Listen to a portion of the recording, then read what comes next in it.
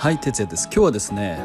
中国和平案の欺瞞と NATO 参戦の動きというテーマでお話ししてみたいと思います。昨日、一昨日ですかね、2月の24日、ロシアがウクライナに侵攻して1年になりましたね。当初はロシアが一方的に攻め込んで支配していくんじゃないかというような予想もあったわけですけれども、実際にはねこれだけ長引いているということですね。それだけウクライナの人々の抵抗が激しいということと、それから西側諸国ですね、日本も含めますけども、ウクライナへの武器、日本は武器は供与してないけれどもね、西側諸国の武器や弾薬その他の、支援があって、ここまで持ちこたえているということなんですね。その根本思想にあるのはやっぱり自由と民主主義を守っていかなきゃいけない、それから武力による一方的な現状変更というものを認めてはいけないというね、強い思いがあるのだろうというふうに思います。もちろんね、哲也さんとそんなね綺麗事じゃないよと、軍産複合体が戦争を長引かして武器をたくさん、撃って、儲けたいためにやってるんですよっていうね、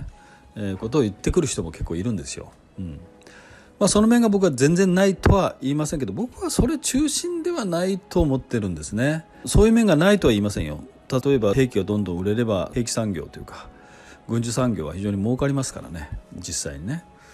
だからその面が全然ないというふうに断言はできないけれども、それだけでは僕はないと思う。やっぱり、独裁国家がこの地球をね、支配していく、武力で支配していくことを何とかして食い止めなきゃいけない、そういう僕は思いの方が強いと、今思っています。それでね、中国の立ち位置っていうのが非常に微妙なわけですけれども、関英さんというね、僕は非常に尊敬しまた敬愛している中国評論家の方がいらっしゃいますよね。その方が25日にこの中国の和解案についてコメントをされていました。動画でね。ぜひその動画を見ていただきたいと思いますけれども、関英さんの言葉によれば養豚苦肉であると。この言葉はご存知ですかね。養豚苦肉、羊のような表向きなんだけど、中身は犬の肉だという意味ですかねそういう、僕は勝手に解釈してるんですけど、要するに表向きは立派な素晴らしいものに見えるけど、中身はボロボロだ、ガタガタだとね、ゴミだというようなことではないかと思うんですね。だから関英さんの評価は非常に厳しいし、もちろんね、ゼレンスキーさんも一応その和平につながる動きをしてくれていることはありがたいけれども、その話には乗れないねというような話をしてますよね。ですから僕もそれほど評価すべき内容ではなかったんじゃないかなと思って、実際にですね、ネットに上がっているこの12項目っていうのがあるんですね。この和平案の12項目、これをちょっと見てみたんですね。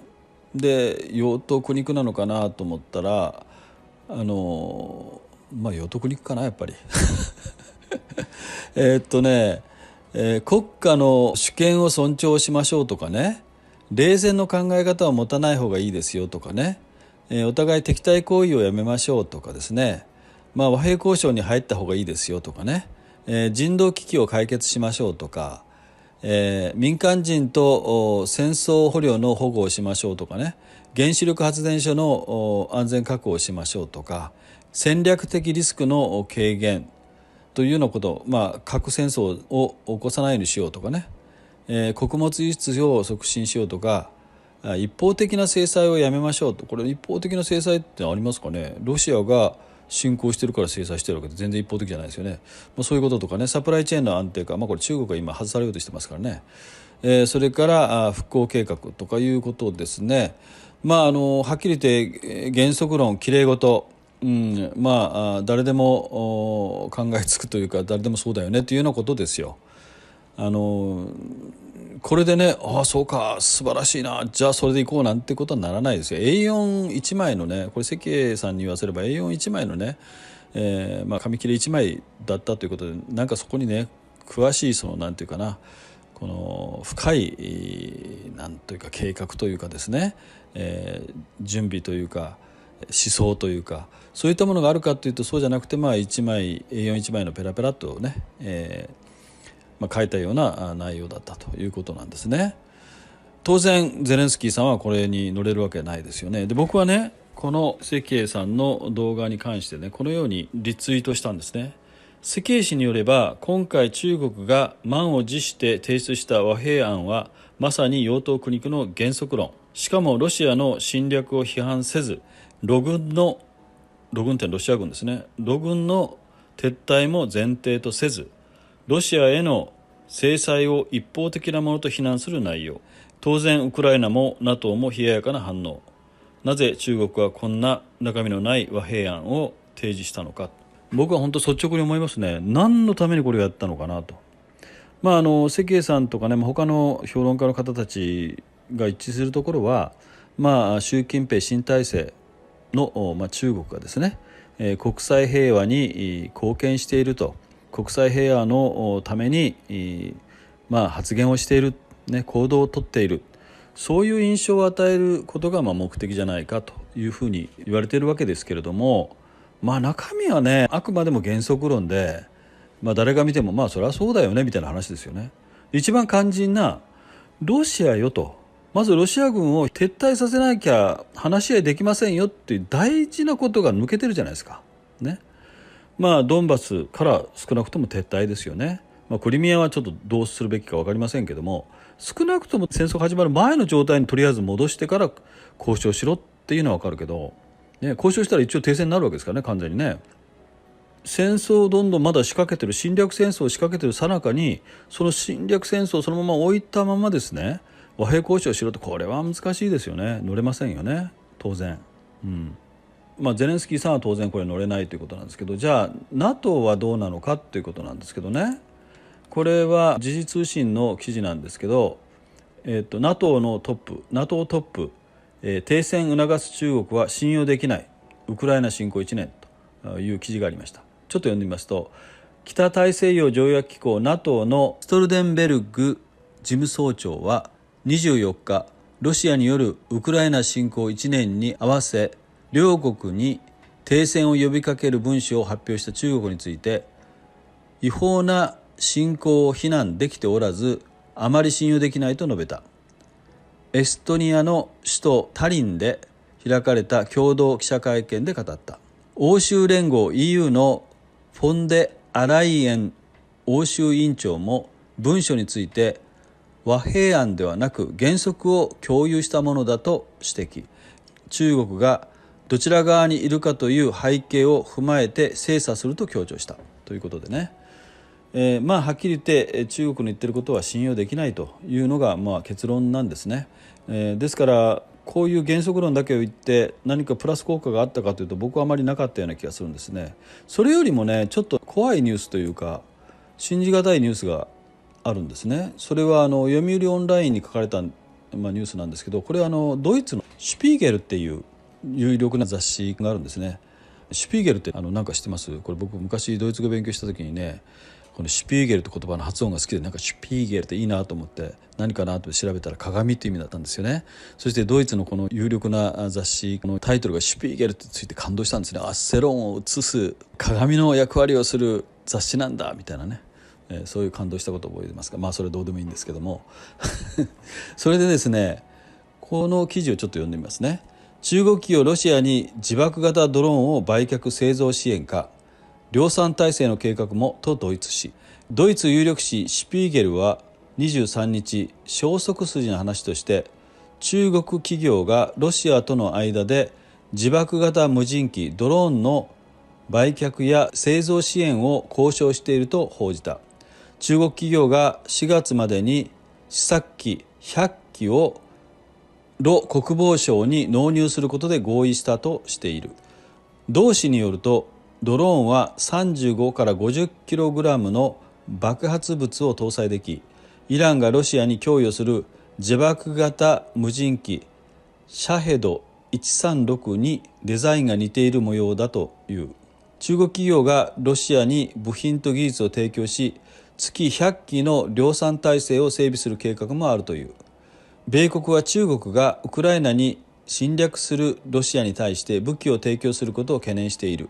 ブリンケン米国務長官は18日、ドイツで中国外交トップの王毅共産党政治局員と会談した際に直接懸念を伝えていたということなんですね。つまりね、中国はこういう和平案を表向きですね、中立の立場に立っていることを装った、和平案を提示しましたけれども、これは中身のないいわゆる原則論で、誰でもそうだよねと思うことですよ。ただ一番大事なのは、どちら側の立場にも立ってないとは言いながらね、やっぱりこの侵略戦争起こったわけですから、一旦兵を引いて侵略を、まずやめなさいとするのが当たり前なのに、そこにはね全く言及してないということで、本当に意味のない、養豚苦肉というね言葉が当てはまる内容じゃないかと思うんですけれども、この裏でね、こういうふうに中国が、軍事的な支援をするということになるとね、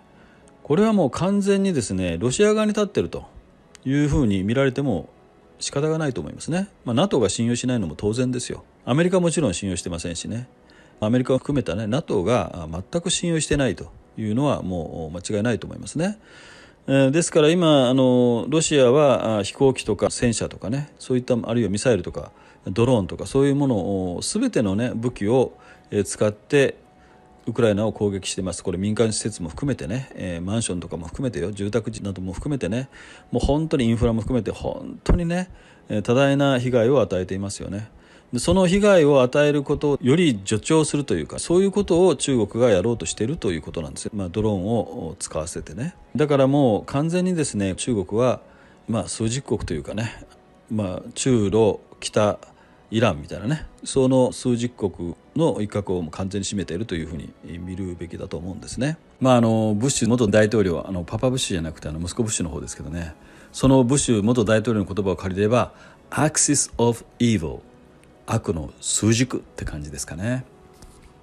そういうことで今後どのような展開になるかということなんですけれども、僕は NATO はより関与を強めると思いますね。アメリカも含めてね、戦車とか航空機とかね、ロシアが今使っているもの、ドローンも含めてですよ、使っているものはね、この攻撃兵器であってももうそういうものも使わせようと、そして戦って、撃退させなきゃいけないというふうに思っていると思います。でそれは訓練が必要なんですけど、その訓練の時間ってかなり数ヶ月かかるんですよね。でそれまでにウクライナが持ちこたえられるかという問題があるので、僕はですね、これあくまでも僕の個人的な推察に過ぎませんけれども、NATO 軍が中に忍び込んでというか潜り込んでですね、指揮をしていくというような場面がひょっとしたらこれから起こるかもしれませんね。そうなると非常に大規模なね戦争、第三次世界大戦とまで言いませんけども大きな戦争になる可能性がある。しかし、バイデンさんもですね、ロシアは決して、勝利することはないと宣言しましたのでね、私は NATO におけるその決意は揺るぎないというふうに考えています。あなたはどうお考えでしょうか。ではまた。 Good luck。 目覚めよ日本人。今回のようなお話に興味のある方はぜひチャンネル登録をよろしくお願いします。